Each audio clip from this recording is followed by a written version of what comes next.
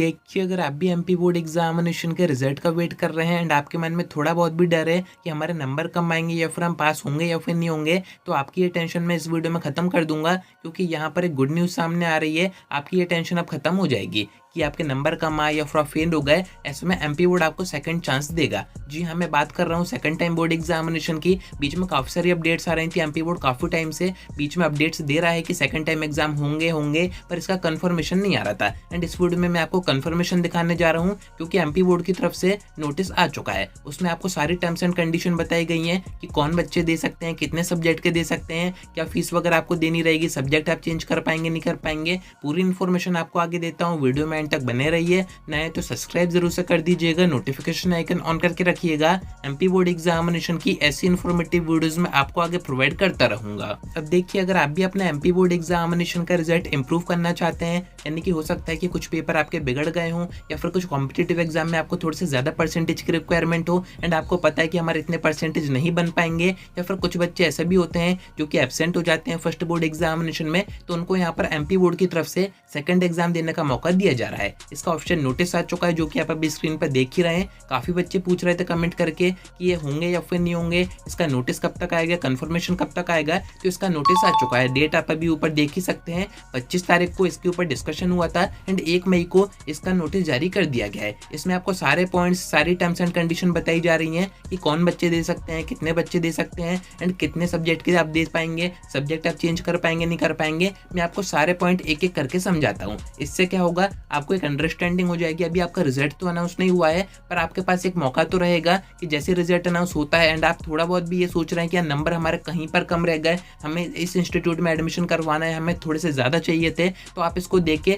अपने percentage improve कर सकते हैं। इसकी ड्यूरेशन भी बता दी है कि कब होंगे एंड इसका रिजल्ट कब तक आएगा, उसकी इन्फॉर्मेशन भी दी गई है। तो अपन बात करते हैं फर्स्ट पॉइंट से, जो कि इस नोटिस के अकॉर्डिंग आपको पॉइंट नंबर 139 में दिए गए हैं। ये नोटिस हिंदी में भी आया है, सारे पॉइंट्स आपको इंग्लिश में भी दिए गए हैं। मैं आपको सारे पॉइंट्स आसान भाषा में समझा देता हूँ। देखिए, फर्स्ट पॉइंट 139 में आपको ये बताया जा रहा है कि ये जो एग्जाम है वो कब कब होंगे। तो आपके जो फर्स्ट एग्जाम होंगे वो तो फरवरी मार्च में होंगे, जो कि हो चुके हैं। सेकंड एग्जाम के यहाँ पर टाइम पीरियड आपको बताया जा रहा है, जो कि होंगे जुलाई और अगस्त में, यानी कि मंथ आपको यहाँ पर बता दिए गए हैं। इन्हीं 2 महीने में आपके जो सेकंड टाइम एग्जाम है वो कंडक्ट करवाए जाएंगे। इसका टाइम टेबल कब आएगा वो मैं आपको आगे बताता हूँ। सेकंड पॉइंट में आपको बताया जा रहा है कि अगर आप सेकंड टाइम बोर्ड एग्जामिनेशन देते हैं तो ऐसे में आप आगे अपनी जो पढ़ाई करेंगे, जैसे 12th के बाद आप किसी इंस्टीट्यूशन में एडमिशन करवाएंगे या फिर 10th के बाद 11th में एडमिशन करवाएंगे, तो वो आप करवा सकते हैं। एंड जैसे आप सेकंड टाइम एग्जाम में पास होते हैं तो आपकी वो पूरी अटेंडेंस काउंट होगी एंड आगे आपको प्रमोट कर दिया जाएगा। बट अगर आप पास नहीं हो पाते हैं सेकंड एग्जाम में, तो ऐसे में फिर आपने आगे जो एडमिशन करवाया है वो आपका कैंसिल हो जाएगा।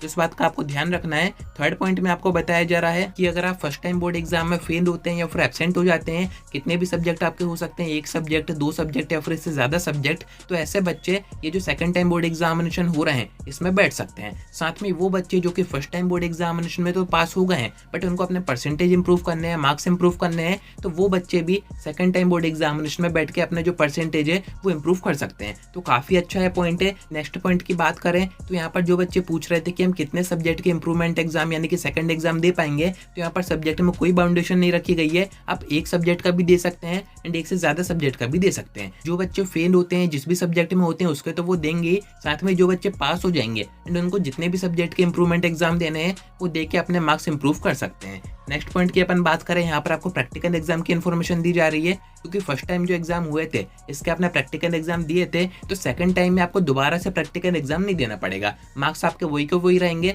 बट अगर कोई ऐसे बच्चे हैं जो कि प्रैक्टिकल एग्जाम में एब्सेंट हो जाते हैं किसी कारण से फर्स्ट टाइम एग्जाम में, तो वो सेकंड एग्जाम में फिर प्रैक्टिकल एग्जाम दे पाएंगे। यानी कि यहाँ पर एब्सेंट होंगे तो सेकंड में प्रैक्टिकल आपको देने पड़ेंगे। अगर आपने फर्स्ट के प्रैक्टिकल दिए हुए हैं तो फिर आपको नहीं देने पड़ेंगे। ऐसी नेक्स्ट पॉइंट की बात करें तो वही बच्चे सेकंड टाइम बोर्ड एग्जामिनेशन दे पाएंगे जो कि प्रॉपर इसका एग्जाम फॉर्म भरेंगे, इसकी जो भी फीस एमपी बोर्ड डिसाइड करेगा वो देंगे, बस उन्हीं को बैठने दिया जाएगा। एंड इसी पॉइंट में आपको बताया जा रहा है कि अगर आप 10th के बाद 12th में अगर हैं एंड ऐसे में आप अपनी स्ट्रीम चेंज करके एग्जाम देना चाहते हैं तो ये आप नहीं कर पाएंगे। वही आपका सब्जेक्ट रहेगा। मैथ से आपने एग्जाम दिए थे फर्स्ट एग्जाम, तो सेकंड एग्जाम भी आपको मैथ से ही देने पड़ेंगे। नेक्स्ट पॉइंट की बात करें तो इसके रिजल्ट की इन्फॉर्मेशन आपको बताई जा रही है। तो देखिए, इसके रिजल्ट की ऐसी कोई भी मीटिंग वगैरह खास नहीं होगी। जो भी चेयरमैन है एमपी बोर्ड के, उनके आदेश पर ही इसका जो रिजल्ट है वो अनाउंस कर दिया जाएगा। यानी कि यहाँ पर ज्यादा देरी वेरी नहीं होगी, आपको परेशान होने की जरूरत नहीं पड़ेगी। बाकी नेक्स्ट पॉइंट में भी आपको भौतिक काम की इन्फॉर्मेशन दी जा रही है। जो बच्चे second time board exam exam देंगे उनको भी एमपी बोर्ड ये ऑप्शन दे रहा है कि आप रीटोटन अपना करवा सकते हैं। यानी कि अगर आपको डाउट होता है कि नंबर हमारे कम रह गए हैं तो आपको सेकंड एग्जाम में भी रीटोटन का ऑप्शन दिया जाएगा। साथ में आप अपनी जो आंसर बुक है वो भी मंगा सकते हैं। एंड आखिरी पॉइंट में आपको बताया जा रहा है कि इसका जो टाइम टेबल है, इसके जो इंस्ट्रक्शन है, इसका जो एडमिट कार्ड है या फिर एग्जाम सेंटर होगा इसकी इन्फॉर्मेशन कैसे आएगी। तो एमपी बोर्ड को इसको टाइम टू टाइम अपडेट्स देनी पड़ेंगी, टाइम टू टाइम नोटिस जारी करने पड़ेंगे। जैसे आपका रिजल्ट अनाउंस होगा उसके बाद एमपी बोर्ड की तरफ से इसका नोटिस जारी कर दिया जाएगा, जिसमें कि हो सकता है आपको टाइम टेबल और डेट्स वगैरह सारी चीजें बता दी जाए कि कब से इसका एग्जाम फॉर्म भरेंगे, कब इसका एडमिट कार्ड आएंगे, एग्जाम सेंटर कहाँ पर आएगा। ये पूरी इन्फॉर्मेशन आपको एमपी बोर्ड ऑफिशियल नोटिस के थ्रू देगा। तो ये जो पूरा डिस्कशन हुआ है इसके ऊपर, इसका कंफर्मेशन आ चुका है, जो कि मैंने आपको नोटिस के सारे पॉइंट्स में समझा ही दिया है। बाकी अगर आपको ये नोटिस पढ़ना है मैं आपको टेलीग्राम पर पोस्ट कर दूंगा, वहां से पढ़ सकते हैं। आपके मन में कोई डाउट है एग्जामिनेशन से जुड़ा हुआ, कमेंट करके पूछ सकते हैं या फिर आप डायरेक्ट मुझसे इंस्टाग्राम पर डीएम करके बात भी कर सकते हैं।